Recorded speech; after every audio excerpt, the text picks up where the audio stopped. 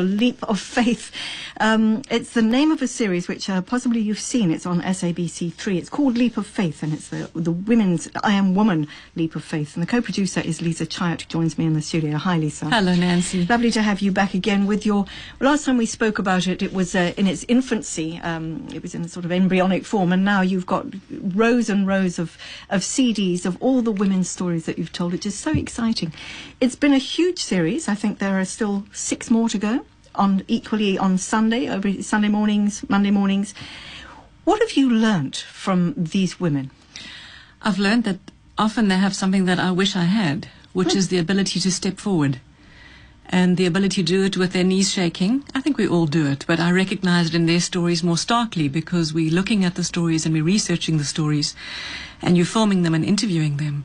And each of them either found themselves in a situation or they chose to leap. In most instances, Nancy, they found themselves in a situation, rape crisis, finding itself in the situation, doing something because they have to get out of it, or any of the women that I've got the DVDs on the table here.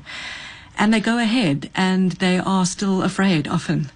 And that's what I witnessed, which is beautiful to see that it's you aren't perfect in your leap. Yeah.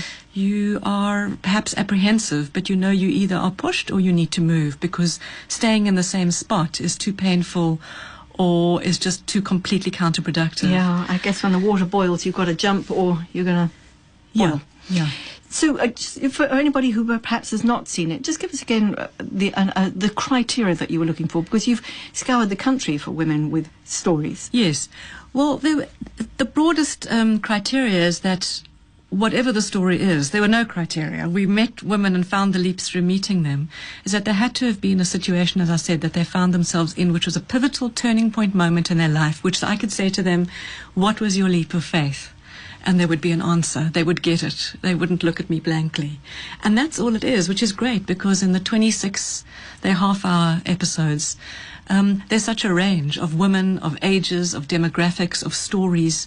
And I love the fact that there's no rule. As long as I can say to somebody, what was the biggest leap of faith that you've ever taken in your life? Not necessarily a religious leap, not necessarily an external leap. Some are inner personality, inward journeys. But people can answer, and they won't look at me crazily if I ask the question. I guess it's a question a lot of women should or could be asking themselves, and finding out, what it is. You dig a little bit deeper. You say that's all it is. It's not all it is. There's a whole lot more to each and every one of these stories, because behind that one woman's story, I think you've extrapolated a message, or in somehow, one way or another, it's inspiring for other women. 100%. We also ask, and not necessarily in this question, but it gets spoken to in the episodes, where do you turn to when the chips are down?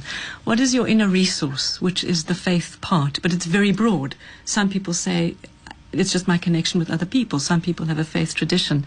And that's really also what kind of runs through the whole thing, along with very powerful life stories, the data and the narratives of their lives. So you've got a life story, you've got a leap, and you've got a place that people turn to when the chips are down and are able to speak to that, whatever that means. I'm looking at your list of who's, as it were, still to come, and I'm seeing some very familiar faces here, and some particularly wonderful women. I think you've got Marlene LaRue coming up. Yes, Marlene was on Sunday, and with a repeat on Monday mornings, yes, but online as well. We can give the website.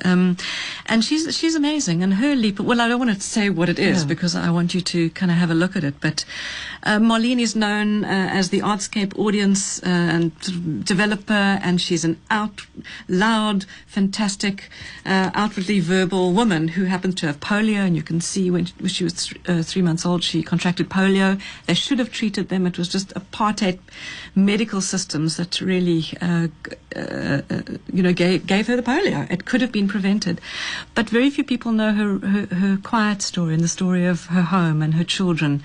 And there's a big leap of faith there. So it's been beautiful to get underneath Marlene and see that softer side of her.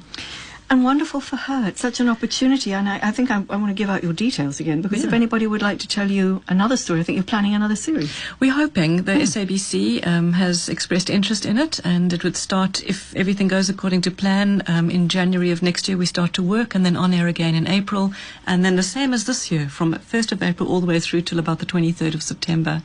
So, and I imagine that you would have crossed paths with many of the women who we featured. Nozizwe Mandlala Rutledge is coming up, also Professor Jill Farrant, Heather Mack, and Lynn Whitten, Lee Minart, yep, Mary Monaghan. There are many, and there are many, many more. And I bet you've got one too, Lisa. I think one day we might get your story as well. Let me give out the details, because as you say, the best bit about all this is that if you don't manage to catch them on television, SABC3 Sunday at 9 a.m, repeated Monday 9 a.m, straight after they're online, and they will be there forever. So if you want to get those stories, there's certainly something to hear. And if you'd like to share your own story, check the website. It's www.iamwomanseries.com. iamwomanseries.com. Lisa Chiat, lovely. Thanks so much for joining us. Thank you.